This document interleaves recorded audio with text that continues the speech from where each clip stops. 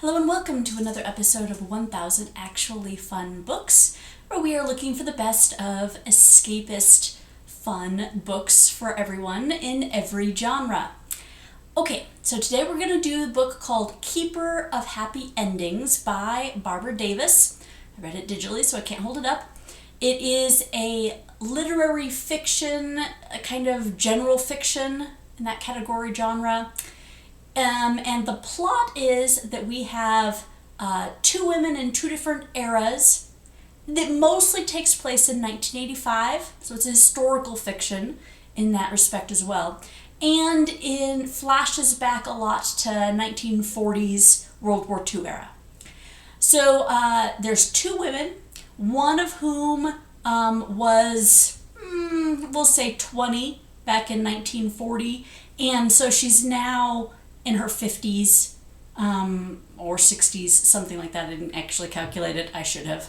But in 1985, and there is a 20-year-old in 1985. And the two women have very similar histories, and they meet up. So those similar histories are basically before the wedding day, they lost their fiancé due to tragedy. The one in World War II killed in World War II, and the one in 1985 is missing from being kidnapped in Sudan. He was with Doctors Without Borders. So the two women kind of have this tragic backstory, and they're both artists, slightly different, but they both work in fiber, so fabrics and threads, that kind of artistry medium.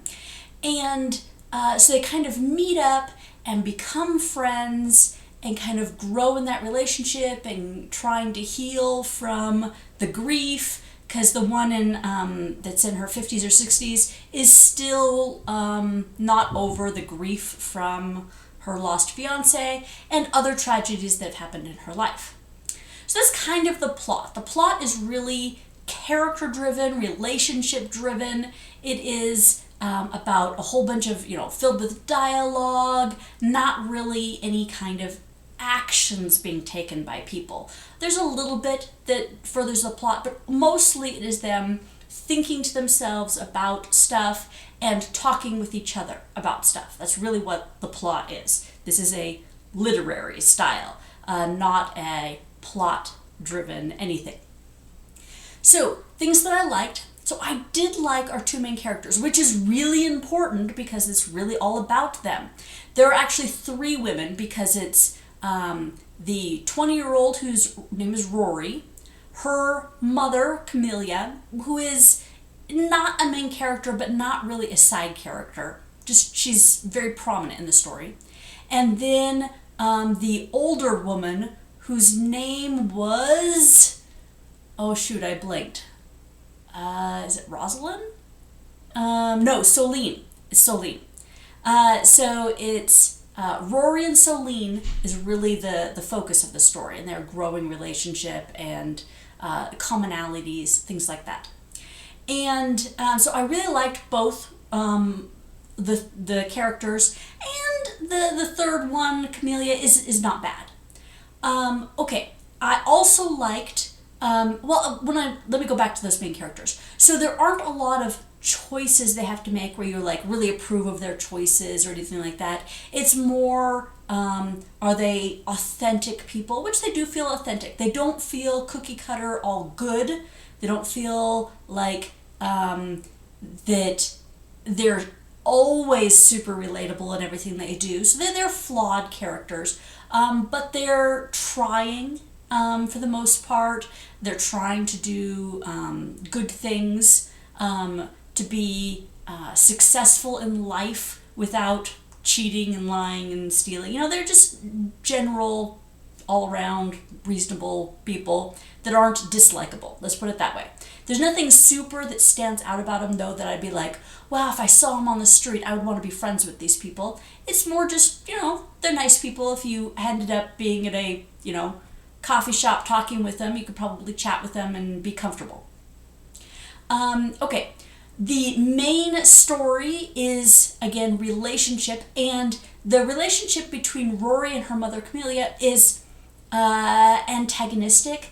The author is clearly trying to get that tug of war, daughter trying to live her own life, where mother really wants this direction for her daughter, and her daughter wants to go that way instead, and there's that tension. Not a case of that they don't love each other, but they argue, and at one point Rory's like, we just don't like each other, that kind of relationship where everything everybody says is taken the wrong way and stuff. And so there's a lot of arguing going on.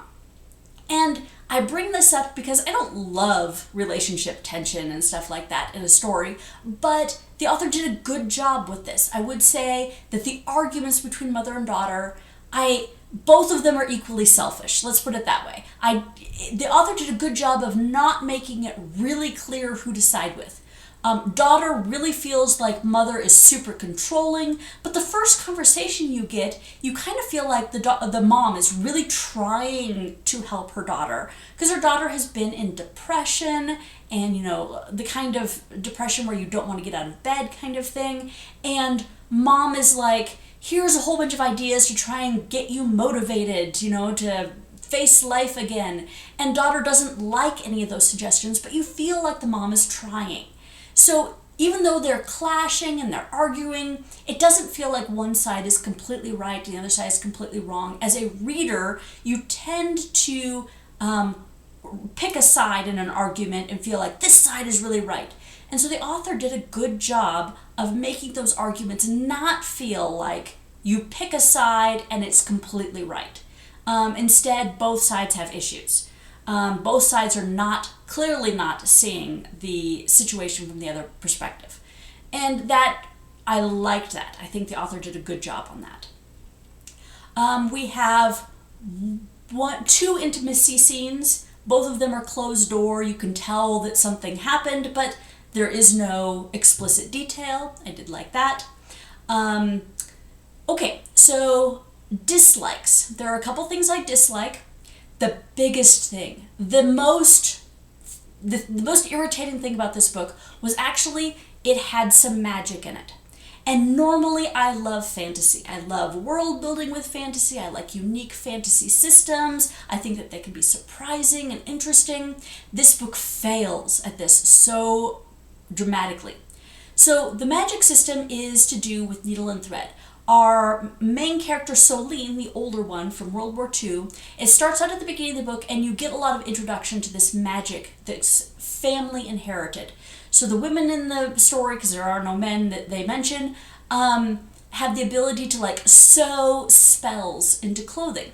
So you could sew tiny little words in your hems and it would be like a prayer or a wish or something like that imbued with magic, and maybe it'll come true. So the idea is that they make wedding dresses, and in those wedding dresses they're like good health, and so somebody who is sick gets healed, and they have good health the rest of their marriage. That kind of magic system. Okay, that's fine. I don't have any problem with that. But the problem is it's introduced at the beginning of the story. It's introduced as a big deal at the beginning of the story. You'll get persecuted if anybody finds out. And you can't tell anybody, but you have to be sure to pass this down to your children.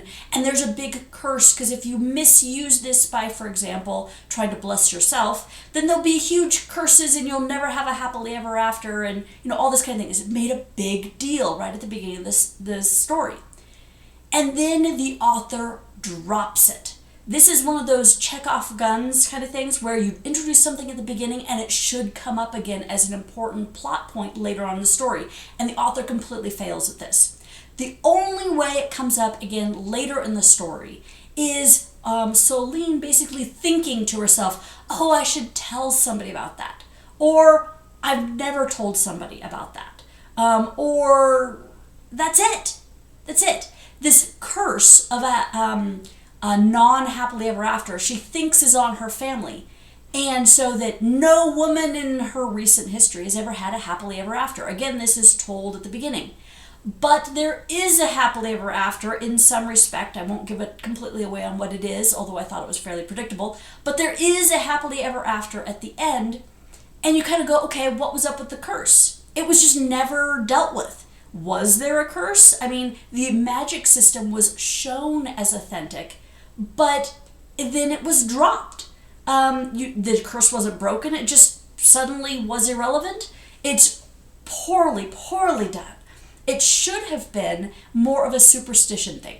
If the author had handled this as a superstitious thing, like everybody says that when you wear their dresses that you're blessed with your marriage, and then that's it, but there was no magic behind it, then it actually would have worked. Because then it just comes across as like this rumor, but there's no basis behind it. It's just a coincidence. And the same thing with the curse. Oh, all of our women in our family have never had a happily ever after. We're clearly cursed. But if there's no magic behind it, then it could change at the end. And there's no big deal because it's just a superstition. And if the author had handled it that way, it would have been okay.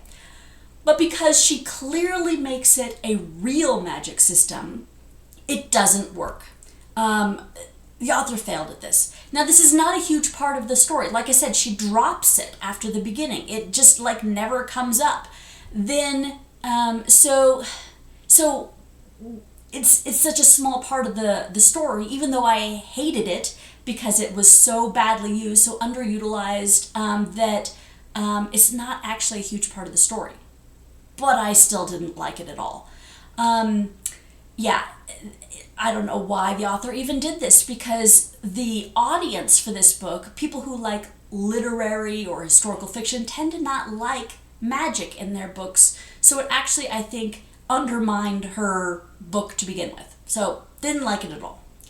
Another thing I will say is it was fairly predictable. That's not a bad thing necessarily, because like if you read a romance, you know there's going to be happily ever after, right? They're going to get together by the end of the story. That's the predictability of the story actually enhances the desirability for a lot of readers. And this one, halfway through, the big twist in the story, you could see coming a mile off, but that's okay. It's not a bad thing, but if you want to go into a book and have a twist and love twist surprises, you're not going to find it here. There is one other event that I really thought was very irritating. So Soline has to flee Paris from World War II, has to travel to America, and it's going to take a while, a couple weeks. She leaves her home, though, with nothing. Like, she has plenty of notice to pack a suitcase, but she refused to pack a suitcase. I'm sitting there going, okay, you know it's going to take several weeks to get somewhere. You're not even going to take a change of clothes? Seriously? Why? There was no reason for this. She could have taken a suitcase, and she refused. All she wanted to do was take a box with a wedding dress that she had made and a bundle of letters. That was the only thing she took. And I think this is so stupid. And the only reason I can think that the author had her do this really stupid thing was because this is the start of where the author really wants to emotionally torment our main character, Soline. So she has to arrive with nothing and be completely dependent on this evil person, and so that it could be as tormenting as possible, because the author really spends about 50 to 80 pages being like, how can I make her more miserable? What more awful thing could happen to her? Yeah, which is not fun to read. I didn't enjoy that. But it's part of the plot, you have to go down before you can go up kind of thing. Which fine, but I think the author made her do a really stupid thing in order to enhance how miserable she is later, which I don't like it when authors do that. Your character should be intelligent unless they're like mentally deficient. And so the fact that she didn't bring any change of clothes was just stupid. Okay, the ending felt a little bit trite, that's okay. But the problem is the entire book to me is kind of forgettable. It feels generic. It's just... So, my personal opinion on this book is it's probably 3 out of 5 stars. It is okay. It's not horrible. The relationship and the characters and that kind of thing, which is really what the story is about, does a good job. The magic, which I really hated, it was only a small portion, so it's not enough to make this a disappointment. But it's not, like, if I was to go and be offered a sequel to this book, I would have no interest in it. If somebody asked me about this book, later, you know, a couple months later, the only thing I think I would remember was how irritated I was with the magic system. I don't think that this book has anything in it that stands out. The writing is okay, the plot, such as it is okay, but it feels very generic. It's a forgettable book. So I consider this an okay book. If you like literary fiction that's very plot-driven, relationship-driven, you might want to check it out. But I think there are better ones out there, but it's not bad. So, yeah, that's my opinion. It's okay. All right, that's it for that, and thank you for watching. Please join me next week.